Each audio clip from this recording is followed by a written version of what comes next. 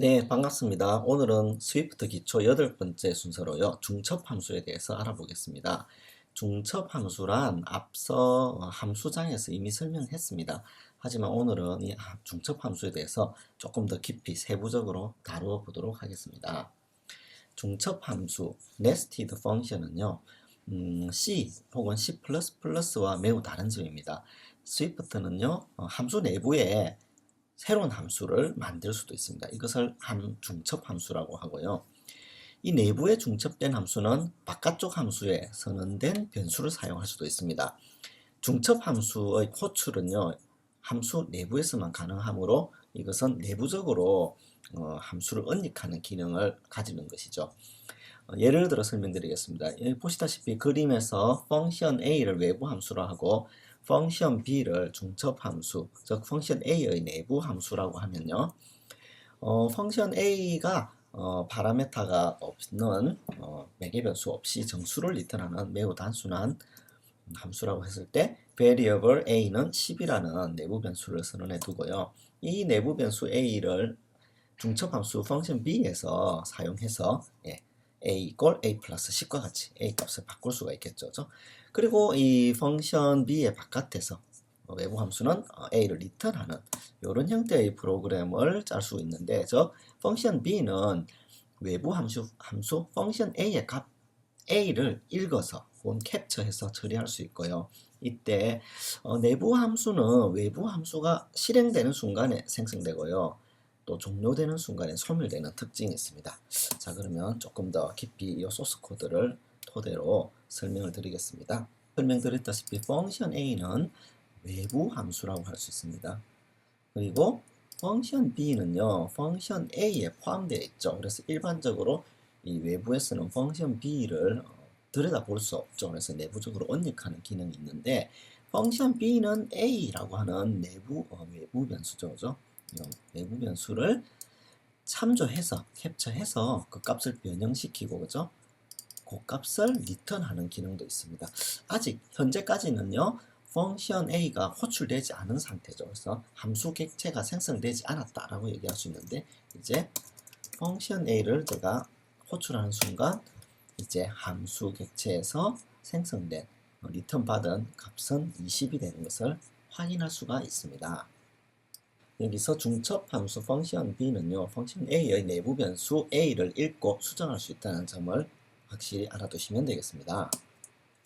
그리고 이 중첩 함수를 반환하여 이 함수를 함수 외부에서도 사용할 수 있습니다. 그림 여기 소스 코드를 보시면 make inc 1이라고 하는 이 외부 함수와 add 1이라고 하는 함수를 살펴보시면 이 내부 함수 add 1은요, 매개 변수가 int이고 리턴 값이 int이죠. 그래서 요것을 결국 리턴하기 때문에 make inc 1은 리턴 값이 파라메타가 int이고 int를 리턴하는 함수가 되겠습니다. 그래서 make inc 1 함수는요, add 1 함수를 반환할 수가 있습니다. 그리고 이 반환된 값을 참조할 수 있는 increment라는 외부 변수는 함수를 참조하고 있고요. 중첩 함수, 여기서는 이제 리턴하는 add 1을 참조하여 사용할 수가 있습니다. 역시 예제를 가지고 설명드리겠습니다. make inc 1은요, 리턴 타입이 이렇게 돼 있죠. 리턴 타입이 파라메타를 int로 가지고 int를 리턴하는 함수를 리턴할 수 있습니다. 거기에 적합한 함수가 바로 add1에 해당되는 함수죠. 이것은 앞에서도 우리 이미 한번 살펴봤습니다. 자, 이제 얘는 add1을 리턴하기 때문에 뒤에 이것을 리턴하는 함수를 참조할 수 있는 함수 참조 변수가 필요하죠. 그래서 얘를 increment라고 두고 얘가 참조하는 것은 make inc 1을 참조하도록 하겠습니다. 자, 이제 얘가 참조는 했고요. 참조했으니까 호출을 해야 되겠죠. 그래서 increment 하고 4개 변수를 줄 수 있으니까 여기서는 7이라고 하는 값을 주면요, 7에다가 1을 더한 8을 리턴해주고 increment 10을 하면 10에다가 1을 더한 11을 리턴하는 것을 보실 수가 있습니다. 이제 make inc 2라고 하는 함수를 살펴보겠습니다. 또 다른 중첩 함수인데요. 이 함수는 파라메타가 없는, 그리고 리턴 값이 int인 함수를 리턴하는 함수입니다. 거기에 적합한 것이 바로 여기에는 incremento라고 하는 함수이고요. 이 예제를 통해서 우리 살펴보겠습니다. 이 예제에서 가만 살펴보시면 make inc 2는요 amount라고 하는 int형 파라미터 값을 가지고 그 파라미터 값을 incremento라고 하는 내부 함수가 참조해서 사용하는 것을 확인할 수 있습니다. 자, 그러면 코드를 보겠습니다. 자, 앞서 살펴보셨던 make inc 2라고 하는 코드는요 4개 변수로 amount를 가지고 있고 이 amount는 incremental라고 하는 함수에서 원래 있던 running total에 더해지는 그죠? 기능이죠. 그래서 얘는 running total은 간단하게 말하면 amount를 더해서 리턴해주는 함수입니다. 자, 이제 이 함수를 받아 참조할 수 있는 함수 참조 변수인 make5라고 하는 함수 참조 변수를 만든 거예요. 얘는 make inc 2라고 하는 함수를 호출해서 5라는 값을 넘겨주고 그 결과를 리턴 받아오겠습니다. 자, 그러고 나서 이제 inc5 괄호 열고 우리가 괄호를 닫았을 때 어떤 일이 발생하는지 살펴보면 inc5는 원래 make inc 2 파라미터 5를 가지는 make inc 2가 2를 참조하고 있죠. 그러므로 inc5는 10에다가 5를 더한 15를 리턴하는 리턴 받아서 오는 함수가 되는 거죠. 이 함수는 우리가 호출할 때마다 매번 누적해서 5씩 증가하는 것을 확인할 수 있습니다. 그죠? 원래는 15, 20, 25, 30 이런 식으로 5씩 증가하는 거죠. 그렇다면 결국 이 내부 변수인 running total이라고 하는 것은 어딘가에 캡처되어 있는 것이죠. 그렇지 않고 호출할 때마다 얘가 초기화 된다면 running total은 매번 10에서 5를 더하는 그런 기능밖에 안 될 것인데 얘가 running total이라고 하는 내부 변수가 어딘가에 캡처되어 있는 상태라는 것을 확인할 수 있습니다. 다음으로 variable inc10이라고 하는 함수 참조 변수는요 make inc2 10 넣고 이제 inc10을 한번 호출해 보겠습니다. 그러면 어떤 일이 발생할까요? 뭐 예상하시겠지만 20이 되겠죠. 또 하다시 inc10을 호출하면 30 그 다음에 inc10을 호출하면 30, 40 이렇게 증가하는 거죠. 결국 여기에 있는 inc10과 inc5가 참조하고 있는 make inc의 캡처된 running total이라고 하는 이 값은 토탈 값은 이 값과 밑에 있는 값이 다른 걸로 봐서 서로 다른 메모리 공간에서 참조되어 있다는 걸 확인할 수 있습니다. 자, 그래서 다시 한번 정리를 드리면 이 예제에서 우리가 확인할 수 있는 것은요. running total 변수는 호출될 때마다 결국 amount만큼 증가되지 않습니까? 결국 running total 변수는 바깥 함수로부터 참조 캡처를 했고요. 그리고 이 변수는 결국 이 make inc2라고 하는 이 함수를 그죠? 참조하고 있는 inc5나 inc10은요. 각각 다른 기억 장소에 running total 변수를 캡처하고 있다는 것을 알 수 있습니다. 다음으로 내부 함수 increment는 외부 함수 make inc2가 호출될 때 생성돼서 외부 함수 호출이 종료되면 소멸되도록 원래는 그렇게 설계되어 있죠. 그렇지만 inc5, inc10이라고 하는 외부 참조 변수가 incremental을 참조해서 그 생명이 유지되는 것을 확인할 수 있습니다. 즉 외부에서 참조하는 변수나 상수가 있을 때는 내부 함수는 참조되어서 그 생명이 유지되는 것을 알 수 있습니다. 다시 한번 이제 다른 예제를 통해 살펴보면요. 중첩 함수 펑션 A는 파라메타로 한 개의 배열과 한 개의 펑션을 가질 수 있는 거죠. 한 개의 펑션을 가집니다. 이때 이 펑션은요. 파라메타가 int이고 부호를 리턴하는 펑션이죠.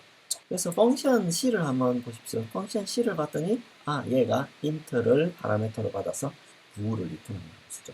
자, 이제 펑션 B는요. int를 파라메터로 받고 부호를 리턴하는 함수입니다. 자, 이제 펑션 B도 만들어졌고요. 펑션 b는 펑션 a의 파라미터로 들어갈 수 있겠죠. 그죠? 그래서 펑션 b라는 함수가 4개 변수가 되어서 전달될 수 있고요. 그 예제를 가지고 우리가 한번 제대로 살펴보겠습니다. 자, 코드를 설명드리면 이렇습니다. has any matches라고 하는 이 함수는요, 4개 변수로 int형 배열을 가지고 있고요. condition이라고 하는 4개 변수를 가지고 있는데, 이 4개 변수는 타입이 봤더니 int를 4개 변수로 받아서 부호를 리턴해주는 함수네요. 그죠? 그리고 얘는 부호를 리턴해주는 함수입니다. 자, 그리고 이제 리스트에 있는 아이템은 condition이라고 하는 요 함수가 사용하죠. 그죠? 파라메터로는 요 배열값 아이템, 배열 원소 아이템을 가지고 있고요. 요게 true 값이면 return true, else면 return false로 되어 있습니다. 자, 이제 less than 10, less than 0라고 하는 함수를 살펴보겠습니다. 얘는 결국 int를 파라메터로 받아가지고요. 10보다 작으면 참을 리턴해주고, 얘는 0보다 작으면 참을 리턴해주는 거예요. 자, 이제 numbers라고 하는 배열에는 20, 19, 7, 12, 20이라는 값이 들었습니다. 자, 그러면 has any matches라고 하는 함수의 첫 번째 파라메터로 numbers라고 하는 배열을 넘겨주고요. 컨디션은 less than 10이라고 하는 요 함수의 이름을 넘겨주겠습니다. 자, 그러면 less than 10은요, condition이라고 하는 파라메터 값으로 전달되어서 이 파라메터 값이 아이템을 받아가지고, 예를 들어서 여기에 있는 원소 20, 19, 7, 12, 22라는 값 중에서 10보다 작은 값이 있으면 true를 리턴하죠. 요 안에 살펴보니까 네, true가 있네요. 그죠? 예, 10보다 작은 값이 있어서 얘는 true가 되겠습니다. 자, 이제 다른 as any matches numbers 컨디션에는 less than 0, 즉 0보다 작은 원소가 여기 있는지를 한번 검사를 해봤더니 이 numbers라고 하는 배열에는 0보다 작은 원소가 하나도 없다는 것을 확인할 수 있습니다. 즉, 이와 같이 함수를 파라메터로 넣어서 우리가 이용하겠으면 이런 형태의 네스티드 펑션도 우리가 구현할 수 있습니다. 정리를 해드리자면 여기 numbers라는 배열에 any matches라는 함수가 호출되고 있고요. 이것은 펑션 a, 그죠? 얘를 호출했습니다.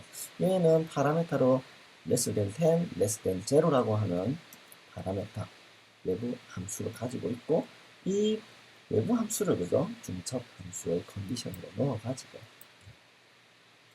부호형을 반환하는 이 외부 변수를 우리가 파라메터로 넣어서 사용하는 그런 함수였습니다. 자, 정리를 해드리겠습니다. 스위프트는요, 함수의 내부에 함수를 만들 수 있고, 이를 중첩 함수, nested function이라고 합니다. 내부의 중첩된 함수는 바깥쪽 함수에 선언된 변수를 사용할 수 있고요. 이것은 이제 정보를 언닉하는, 함수를 언닉하는 장점이 있습니다.